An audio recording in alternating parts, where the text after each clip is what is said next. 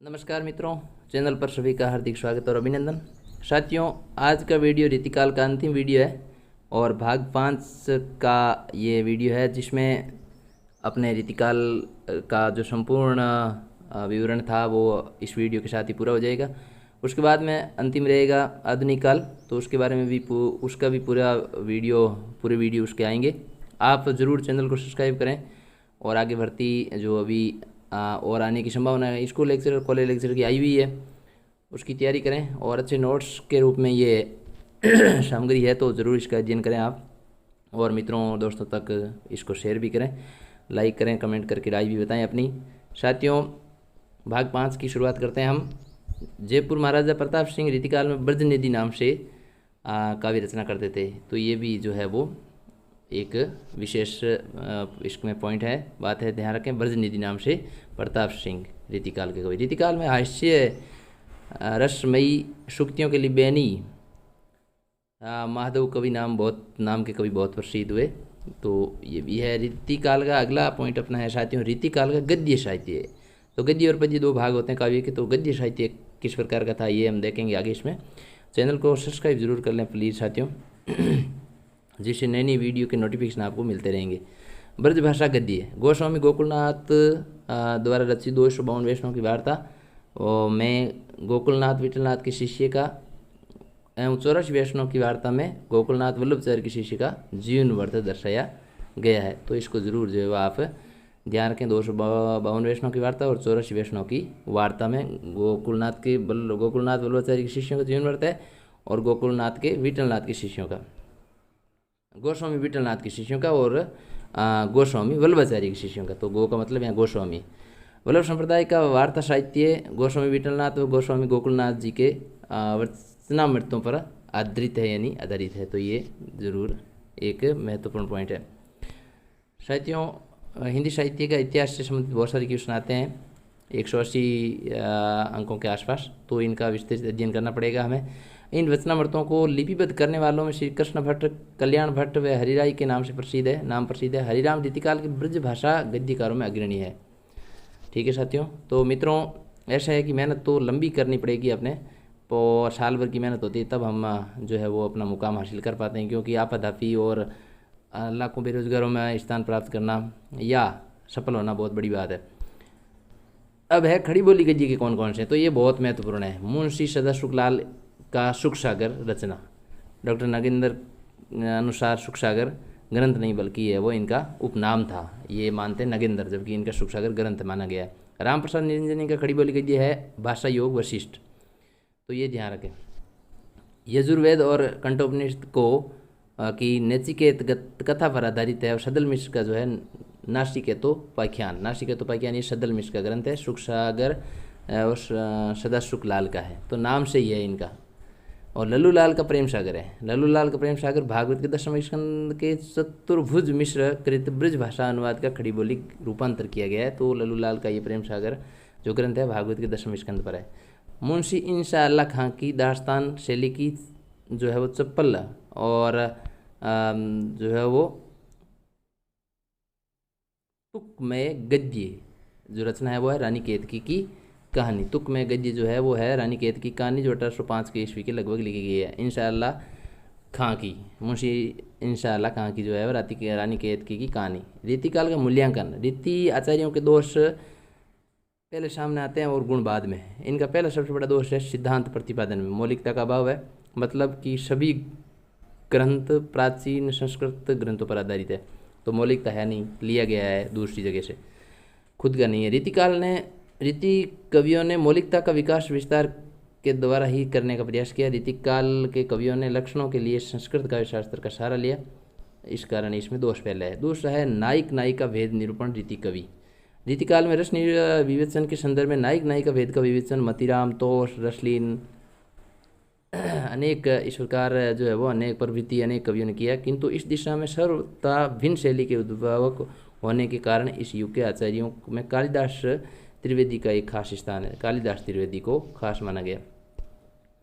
प्रसिद्ध चैनल को सब्सक्राइब जरूर करें साथियों, लाइक कर दें एक और अधिक से अधिक शेयर करें।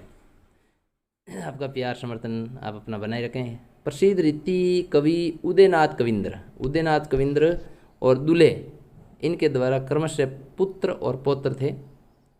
कालिदास त्रिवेदी का वारवधु विनोद नायिका भेद विवेचन विषयक ग्रंथ है। तो ये वारवधु विनोद ग्रंथ है कालिदास त्रिवेदी का। अगला पॉइंट है अलंकार निरूपक कवि, जो अलंकारों में विशेष ग्रंथ लिखे अलंकारों पर। तो इसमें रीतिकाल में विवेचन के 2 आधार ग्रंथ रहे हैं, जयदेव का चंद्रालोक और अप्य दीक्षित का कोवल्यानंद। चंद्रालोक तो जयदेव का अलंकार निरूपक ग्रंथ है और अप्य दीक्षित का कोवल्यानंद।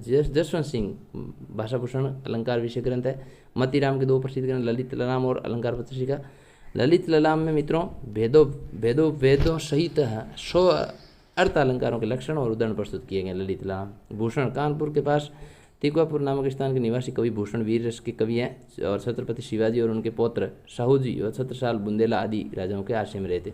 तो साहूजी और जो है वो शिवाजी का इन्होंने वर्णन किया। चित्रकूट के राजा रुद्र सिंह सोलंकी ने इन्हें भूषण की उपाधि से सम्मानित किया और इस उपनाम से इतने प्रसिद्ध हुए कि आज इनका वास्तविक नाम ही इस शोध का विषय बन गया। एक जनश्रुति के लोगों के अनुसार सुनने की बात के आधार पर कुछ विद्वानों ने भूषण, चिंतामणि, मतीराम और जटाशंकर नीलकंठ नामक कवियों को सगे भाई के रूप में स्वीकार, किंतु अधुनातन शोधों और आविष्कारों से इस भ्रामक सिद्ध कर दिया गया है। तो ये सही नहीं है।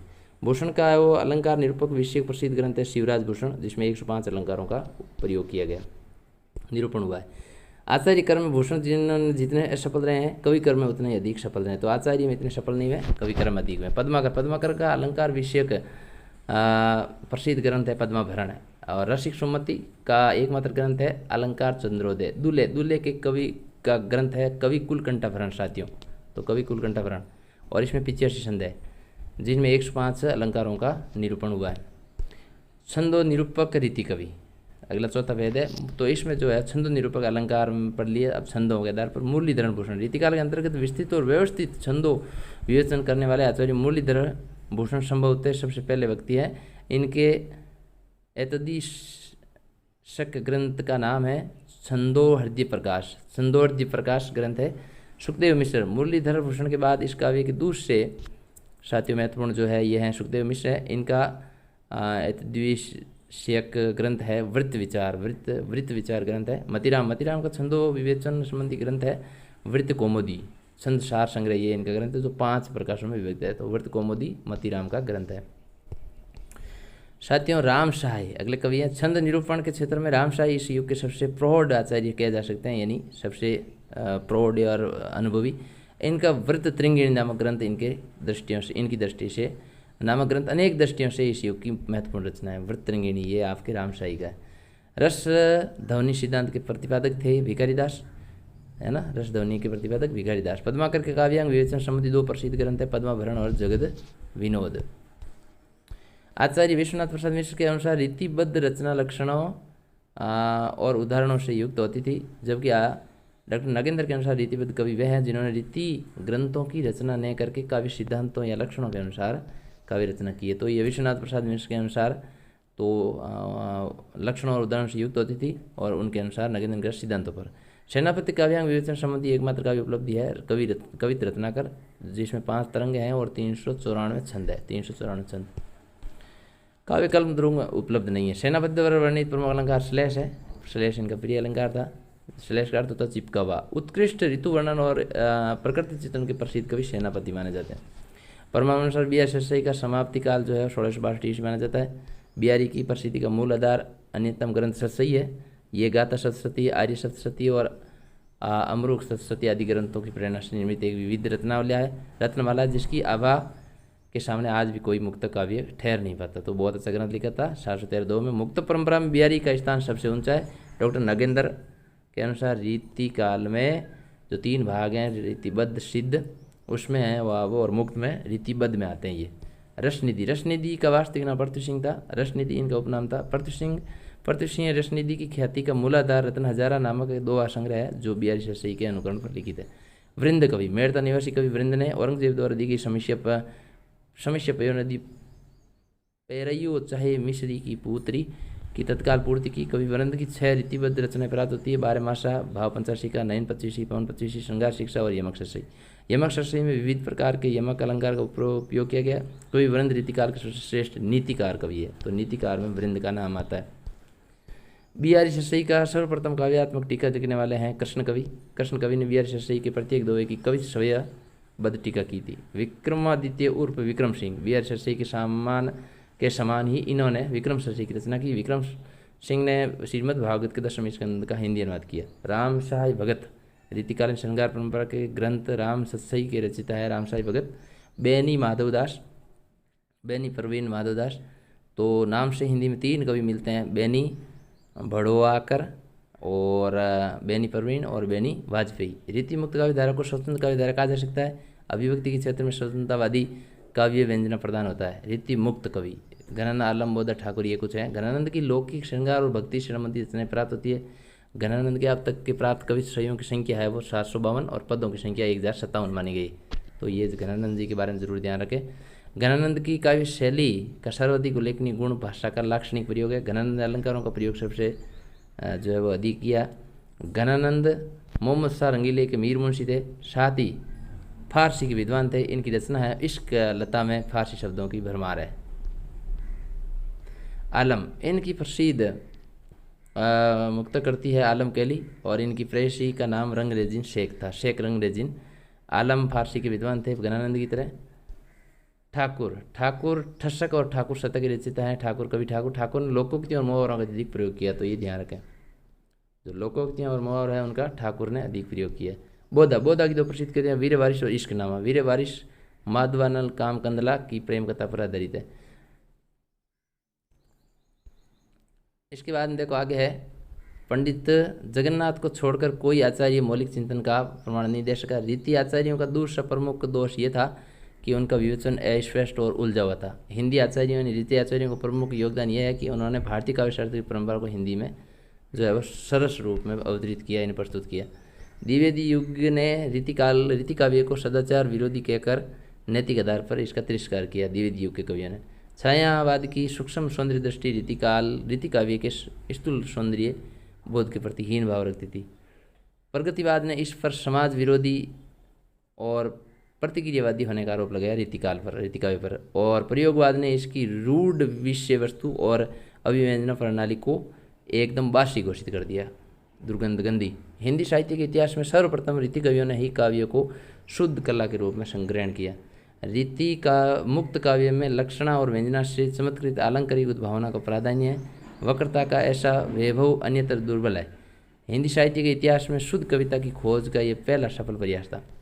रीतिकाल में भूषण और सदाशुक लाल ने राष्ट्रीय और जातीय अभिमान के साथ वीर भावना का संबंध स्थापित कर उसे एक नया आयाम दिया था। हिंदी के प्रथम लक्षण ग्रंथकार और प्रथम सर्वांग निरूपक आचार्य केशवदास को माना जाता है, तो ये ध्यान रखें। आचार्य शुक्ल ने चिंतामणि को हिंदी का प्रथम सर्वांग निरूपक आचार्य माना है।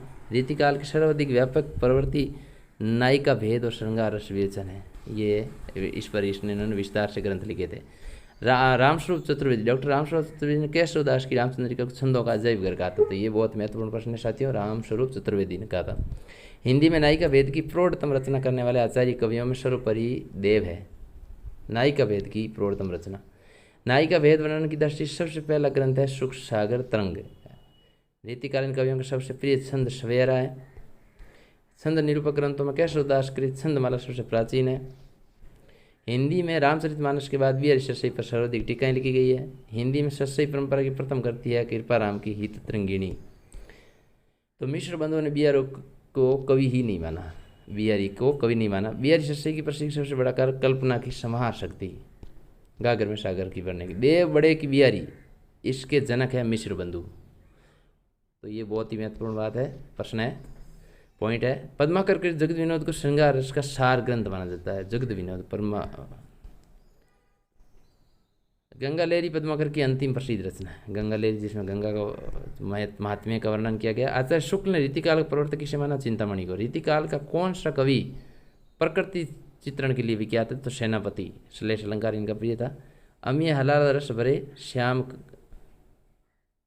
श्वेत रत्नाकर, इसके श्वेत रत्नाकर रसलीन, रसनील है ये। रसलीन का कथन है नैन नचाई कई मुस्काई लला फिर आइयो खेलन होरी। तो ये पद्माकर का जो है वो कथन है। जन्म ग्वालियर जानिए मथुरा बसी ससुराल से बिहारी का संबंध है। भानुदत्त की संबंध पर आधारित ग्रंथ है, नायिका भेद ग्रंथ है। बनन में बागन में बगरियो बसंत है, तो ये जो है वो आपके श्लेष अलंकार के प्रिय कवि सेनापति की रचना है। नहीं, ये कथन है। भाषा की समाज शक्ति और कल्पना की समाज शक्ति बिहारी का प्रयोग है इसमें। लक्षण ग्रंथकारों की परंपरा में अंतिम प्रसिद्ध कवि है पद्माकर, तो पद्माकर अंतिम कवि है। तुलसी गंग दुओ भये सु कविन के सरदार, तो भिखारी दास, ये भिखारी दास है भाई कथन इनका। नहीं पराग नहीं मधुर मधुर, ये बिहारी का है। श्रृंगार रस और भक्ति, श्रृंगार वीर और भक्ति तीनों रसों की रचना लिखने वाले हैं पद्माकर। बिहारी से सही रीति ग्रंथ नहीं है। आचार्य शुक्ल ने द्विज देव को रीतिकालीन परंपरा का अंतिम श्रृंगारी कवि माना है, तो किसने माना ये ध्यान रखना है। चंद्रवदिनी मृगलोचिनी बाबा कई कई जाए, ये केशव का कथन है, केशवदास का। अभिधा उत्तम काव्य मध्य लक्षणाहीन, ये देव का कथन है। अभिधा दा ध्या में देव। बिहार शस्त्री पर लिखी गई प्रसिद्ध टीकाएं। बिहार रत्नाकर किसने लिखा? जगन्नाथ दास रत्नाकर ने। लाल चंद्रिका लल्लू दास ने। हरिप्रकाश टीका हरिचरण दास ने। अमर चंद्रिका श्रुति मिश्र, तो दो ही अलग अलग है, अमर चंद्रिका श्रुति मिश्र और बिहार रत्नाकर जगन्नाथ, बाकी तो नाम सही है। कुंदन को रंग फीको लगे, झलके अति अंगिनी चारु गोरा, ये मतीराम का कथन है भाई, तो इसको भी ध्यान रखें। लोगन कवित कीनो खेल करी जानियो है, ये ठाकुर का कथन है, मुक्त रीति मुक्त है कवि। जान मिले तो जहान मिले, ये बोधा का कथन है। जान मिले तो जहान मिले, ये बोधा का कथन है। रीतिकाल में राष्ट्रीय भावों का सबसे प्रसिद्ध भूषण है कवि थे। पर शिवराज शिरोमणि की पदवी प्राप्त पद्माकर को है। कविराज शिरोमणि की पदवी जो है वो आपके पद्माकर को। केशव किस प्रकार के आचार्य थे? अलंकारवादी आचार्य थे। जयपुर नरेश प्रताप सिंह, सतारा नरेश, मध्य प्रदेश नरेश रघुनाथ राव और ग्वालियर नरेश, सतारा महाराष्ट्र, ग्वालियर नरेश दौलत राव सिंधिया के दरबारी कवि कौन रहे? पद्माकर रहे। को किते उपाय करो कहूँ होत है आपने पिया पराई, ये मतीराम का, पिया पराई मतीराम।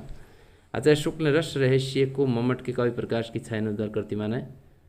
ये रस रहस्य रचना जो है वो कुलपति मिश्र की है।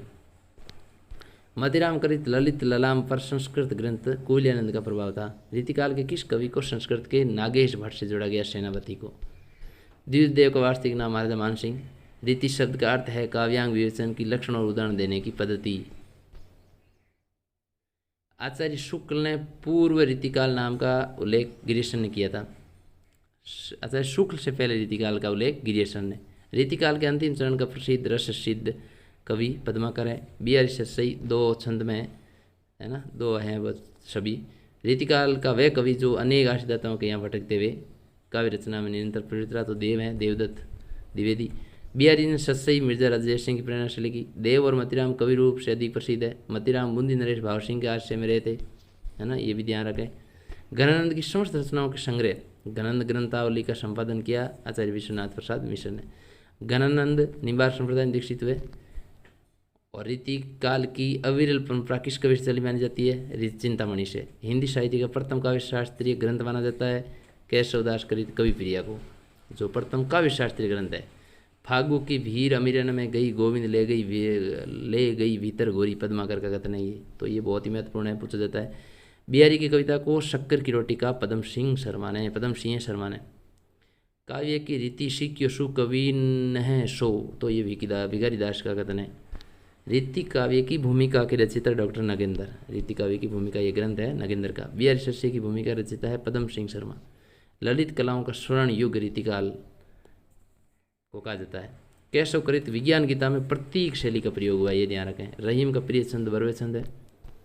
बरवे रामायण लिखी भी थी इन्होंने तुलसीदास जी के कहने से। हिंदी का प्रथम रीति ग्रंथ माना जाता है कृपाराम की हितनगिणी को। रीतिकाल का प्रमुख प्रतिनिधि कवि बिहारी।